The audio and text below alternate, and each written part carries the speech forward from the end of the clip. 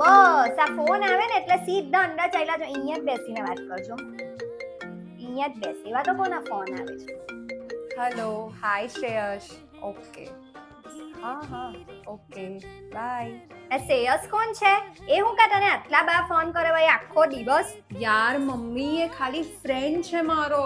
પૂછવું તો પડે જ ને વરી. તમે તો ભાઈ બાથરૂમમાં અંદર ફોન લઈને જાઓ અને આખો દિવસ અહીંયા ચેટિંગો ચાલુ જ હોય. ટક ટક ટક ટક હું કઈ જોવાય બી જ વરી. કઈ નાટનો છે? જો હે તને પહેલેથી જ કહી દઉં છું, બીજી નાટનો મને તો ચાલે જ નહીં. એ બહુ આપને એક તો હિન્દી આવડે ને ભાઈ બધા ફાફા પડે વેવન હાટે કઈ રીતે વાત કરવાની. મમ્મી, હું સલોનીના ઘરે જાઉં છું ભણવા.